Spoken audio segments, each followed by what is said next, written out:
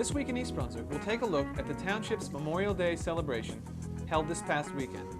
Then, Art McEnany will give us some insight into this summer's events at Community Beach. John Meggiolaro will speak to Coach Sonny Regalato and pitcher Allison Haig of the undefeated East Brunswick High School girls softball team. Raymond Offenberger will review Bones on Black Spruce Mountain for kids' comments, followed by this week's Read Aloud trivia question.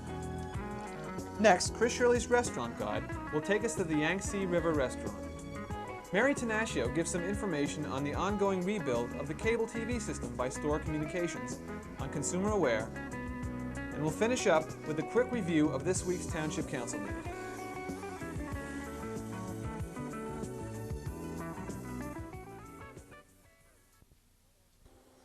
Until last year, East Brunswick used to celebrate Memorial Day with a parade through town. But a decline in the number of spectators led to the decision not to have a parade this year. In its place, the township hosted a picnic on the lawn of the municipal building this past Sunday. Along with the food, there were many musical performers. Here's the East Brunswick High School Band in performance.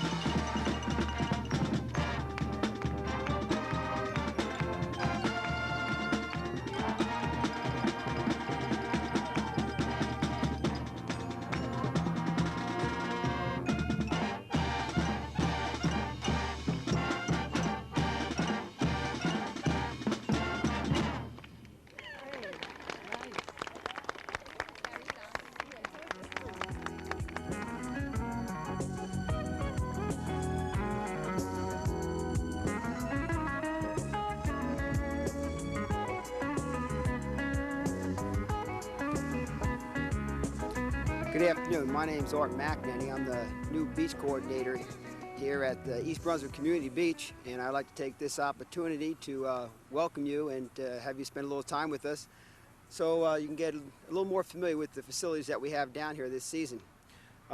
First off, what I would like to do is point out some of the more obvious improvements that we have down here this summer. In the past, we had slat boarded sidewalks, which were somewhat of a hazard and took a lot of time and cost and repairs.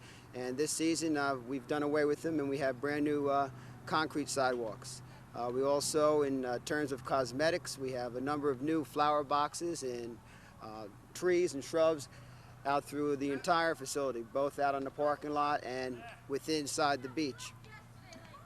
I'd also like to address you to some of our facilities. We have two side-by-side basketball courts. We have a volleyball facilities, and we also have a playground area down in the back for our youngsters. We also have provided, again this season, our canoeing and boat areas that is being ran by Eric Weinor and Jonathan Friedman, and they're doing an excellent job. Some of the other activities that we have out through the course of the year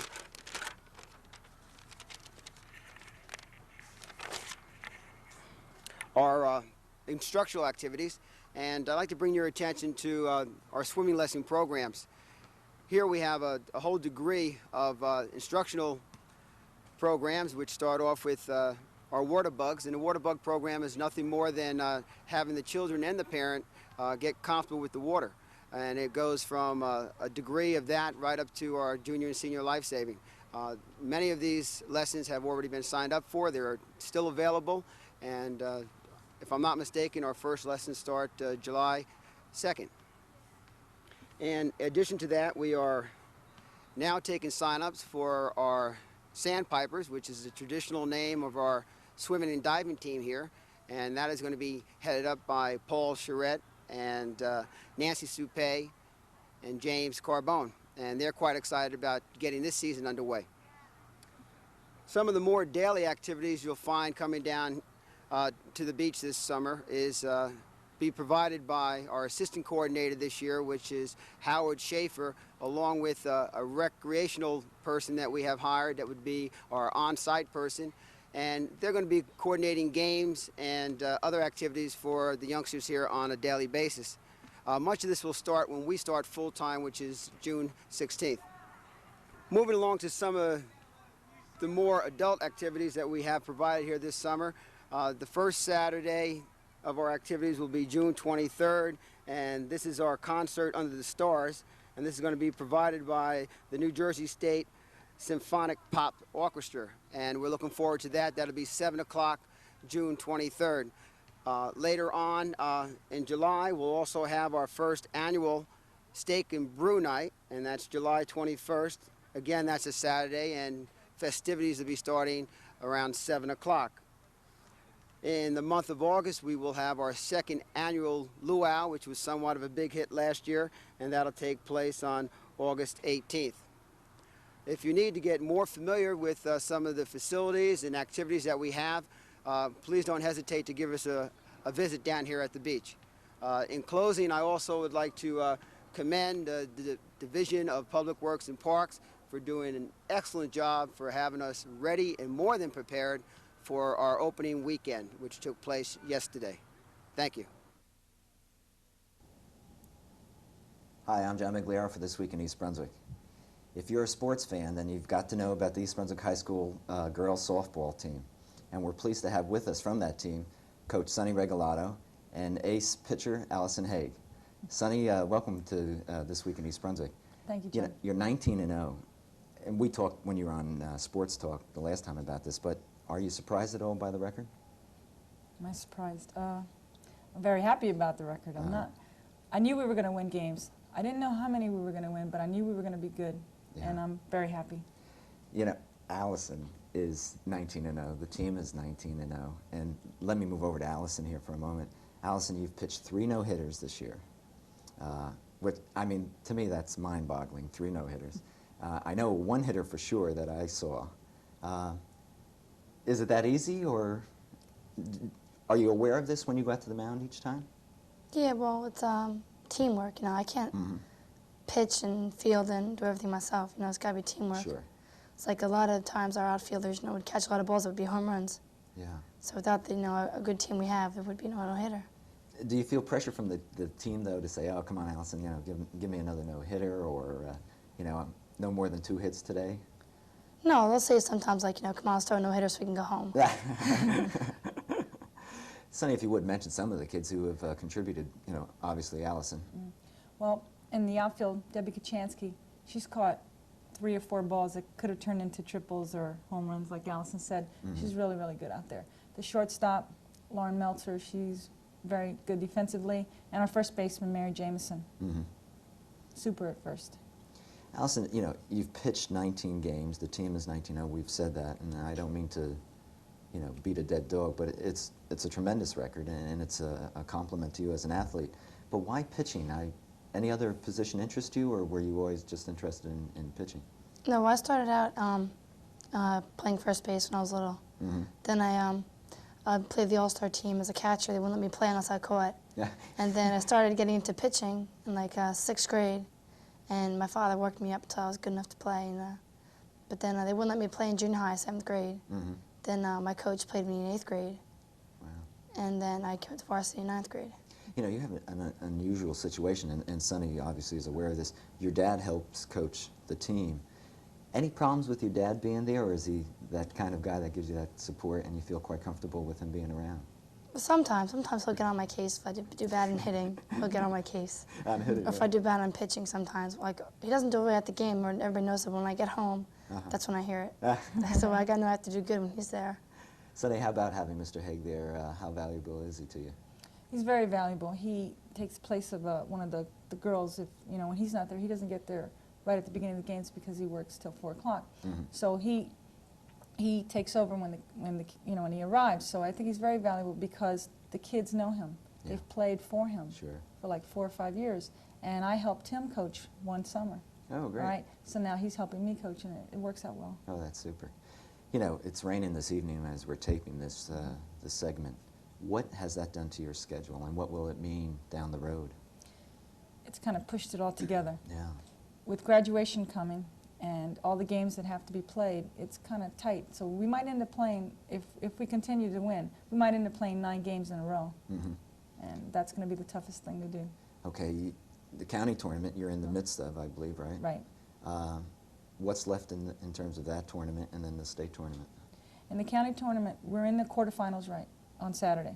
Okay. Okay, so if we win on Saturday, then we'll have to play Wednesday. Mm-hmm. And should we win on Wednesday, we go to the finals on Friday, Great. June 8th. And we're talking this Saturday, That's which right. is June 1st. June 2nd. 2nd, I'm sorry, Mm-hmm. June 2nd, and the game will be? At Memorial Stadium, and possibly either 4 o'clock or 7 o'clock. You have to check the papers. Okay, and that's Memorial Stadium in New Brunswick. Right. Mm-hmm. And I assume Allison will be pitching? I assume. Tired? Do you get a tired arm, Allison? I mean, No. you haven't felt the effects of...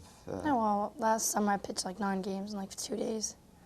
Really? Just in tournaments we went all the way. Like you just like wasn't double elimination or anything. Mm-hmm. It's like we had 2 pitchers and we'd split. Like I'd like 3 innings, she'd do the next 3.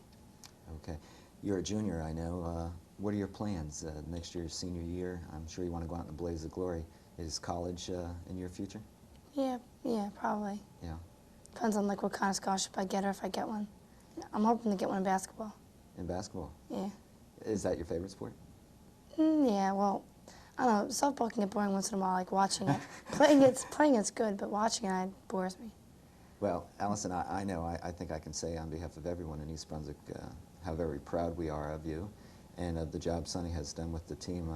We want to wish you continued success this year. Good luck in the counties and particularly the states. Thank you very much. Well, that's it for this segment. Now stay tuned for Kids Comments.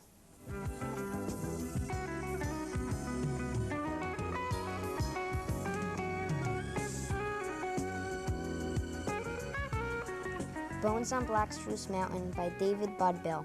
This was an excellent book and all mystery lovers should read it. It is about 2 boys who are going to go camping on Black Spruce Mountain and try to see if the legend they've heard is correct. The legend is that a mysterious boy's bones lie on Black Spruce Mountain. The kids have been told that many campers have heard howling screams in the night. The author's way of writing this book was superb. The cover makes Bones on Black Spruce Mountain look as interesting as it is. The theme of the story is to believe what you want until it is proven otherwise. I think the author is definitely right about this. Read this book not only to find out if the legend is true, but to discover the many adventures of camping.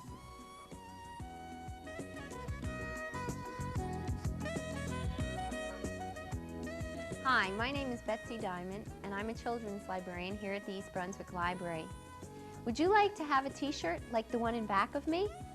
If you would, you'll have a chance in a few minutes to win one. First, let me tell you a little bit about the Read Aloud Crowd. The library is sponsoring a campaign called the Read Aloud Crowd. It's to encourage families to share books by reading out loud together. What better way is there to spend leisure time away from the television or scheduled activities than sitting together and reading a book? If you'd like to join the Read Aloud Crowd, all you have to do is come to the children's desk at the library and sign up. If you read 3 nonfiction or 3 fiction books, or if you read 10 books, 10 picture books, then you can win a special gift, this magnet that says, "Join the Read Aloud Crowd." If you'd like to win our special Read Aloud Crowd t-shirt, all you need to do is to be able to be the first one to answer this trivia question. Call the library as soon as I'm done asking the question, and then if you're the first person with the right answer, you can win the t-shirt. The question is this: what is the name of Henry Huggins' dog? If you know the answer to that question, call the library at 390-6780 and give us the answer, and you may be the first one to win the Read Aloud Crowd t-shirt. Call the library as soon as I'm done asking the question, and then if you're the first person with the right answer, you can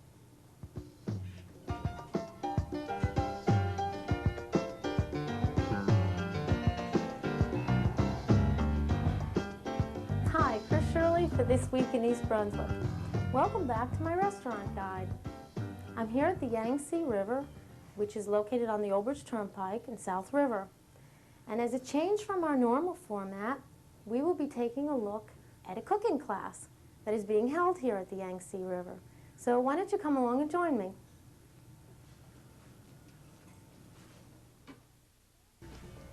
Okay, Alicia will be preparing for us a bird's nest today. And this is the cut the potato into as tiny as possible. Add some cornstarch. So you take the potato when you shred it up? Yes, shredded it up and then soak it in water or rinse it in cold water, and then drain it, dry it, add cornstarch. So is this to make it softer? Yes, to make the potato softer. And then you add the cornstarch, then mix it. Do you add any type of oil to that as well? No, just add the cornstarch so that it's sticky. Okay, so that'll keep the consistency so that it sticks together. Sticks together, and then you just put it in the strainer, arrange it like a nest.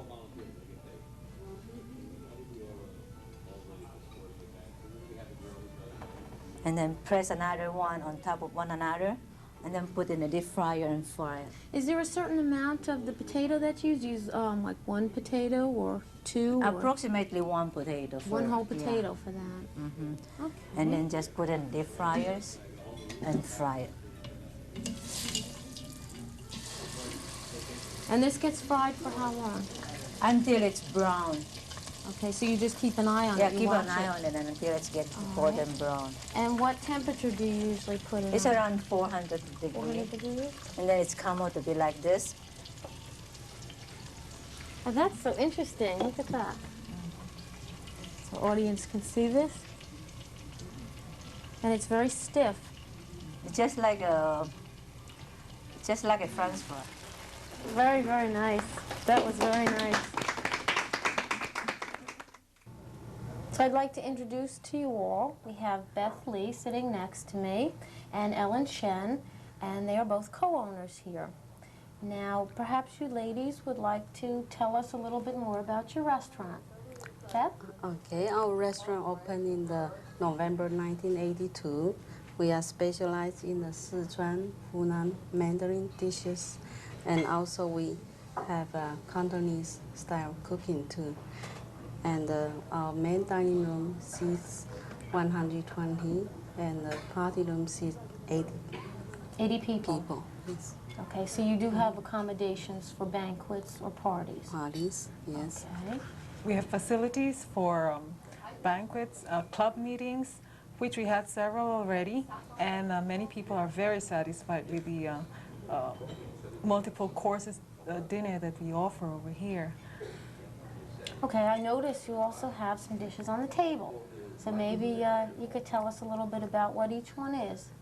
Okay, this is 5 kind of vegetable. It's baby corn, snow pea pods, water chestnuts, carrots, and straw mushroom. And this is lemon beef. Crispy Lemon beef. Yes. And this is Peking duck. Okay. And we also serve tropical drinks, like the Mai Tai we have here, and the Blue Hawaii, Pina Hawaii. We also have the Volcano, a lot of exotic tropical drinks. One thing we'd like to mention is we have a diet menu for people who are on the restricted diets, which, well, it's very popular now for people to be watching out on what they eat. That sounds very good too. So you also have weddings here as well and showers? Showers, parties, and we special rating in the club meetings. Okay, thank you so much.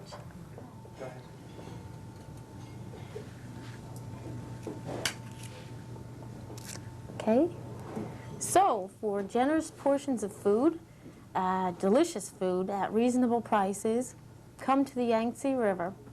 And I'd like to thank our owners, Beth Lee and Ellen Chen, for joining us today and for that very nice cooking class that we were on. And this is Chris Shirley for This Week in East Brunswick, and until next time, enjoy your dining.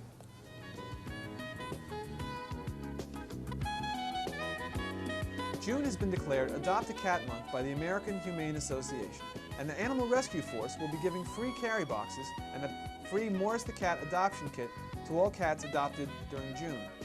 If you'd like to adopt a pet or need to find a home for a pet you can no longer keep, call ARF, A-R-F, the Animal Rescue Force at 257-7559. Now let's join Mary Tenaccio for this week's edition of Consumer Aware. Hello, and welcome once again to Consumer Aware. I'm Mary Tenaccio from your local Consumer Affairs office. Today, I would like to take the opportunity to discuss with you the new rebuild of Stora Communications, which is our local cable TV system. Now, many of you know that for the last couple of years, we have been trying to get a new system in.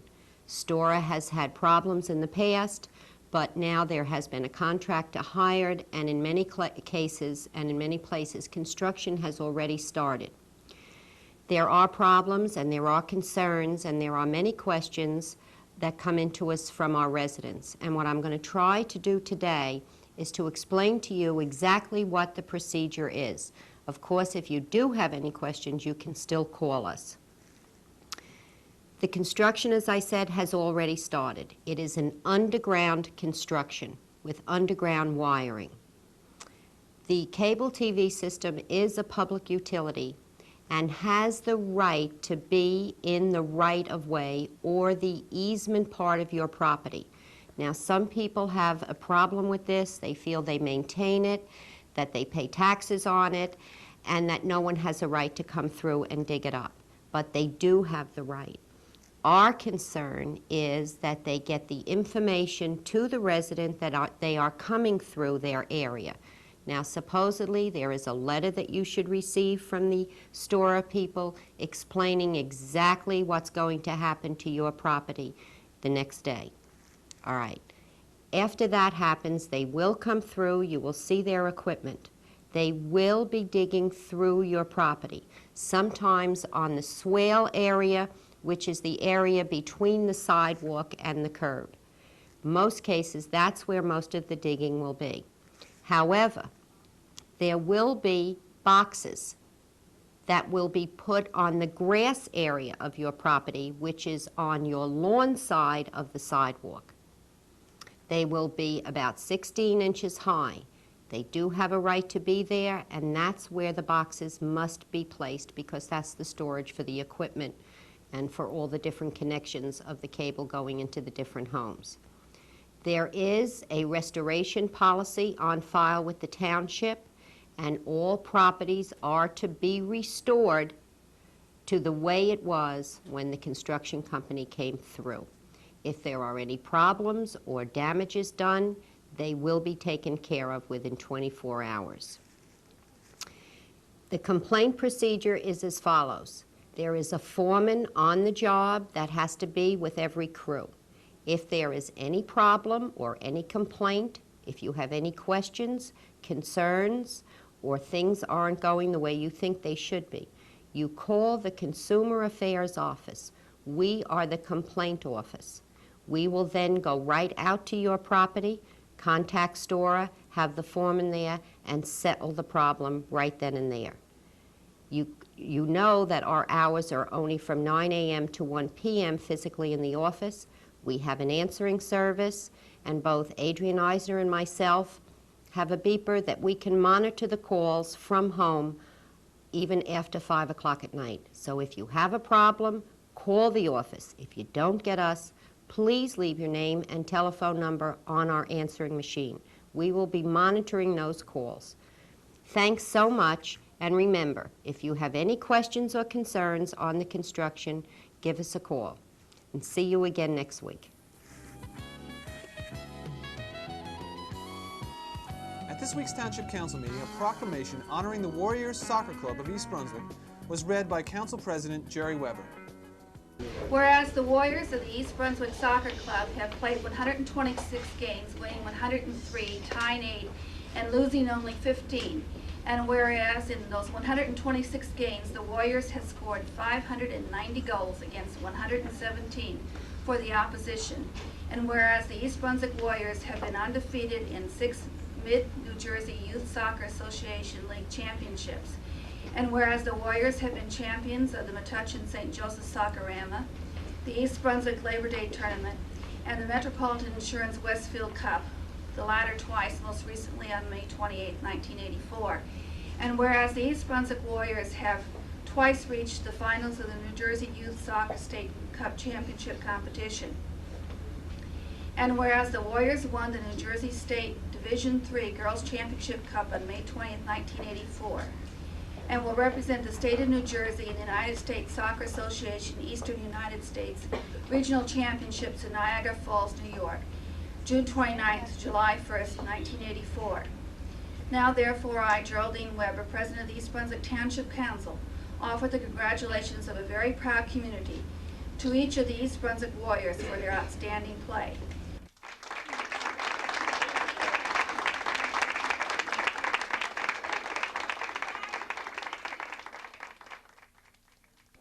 Later, the Council voted to adopt a resolution strongly supporting the plan by Middlesex County's freeholders to acquire the Edgeboro landfill and requesting the New Jersey Department of Environmental Protection to support the effort of Middlesex County in dealing with its solid waste problems. After much discussion by dissatisfied homeowners from the Colonia Estates section of town, the Council voted to adopt a resolution, quote, recommending that the East Brunswick Sewage Authority arrange for connection of 33 homes in Colonia Estates to sanitary sewers in the borough of Milltown, unquote. Also, the Council unanimously supported a resolution on the highway sign ordinance, which regulates size, shape, height, and other factors regarding information content and placement of signs. The ordinance is intended to improve the appearance of shopping centers along Route 18. On June 12th, the Township Council begins its summer schedule with meetings on the 2nd and 4th Mondays in June, July, and August. Watch for coverage of these meetings every other week on This Week in East Brunswick.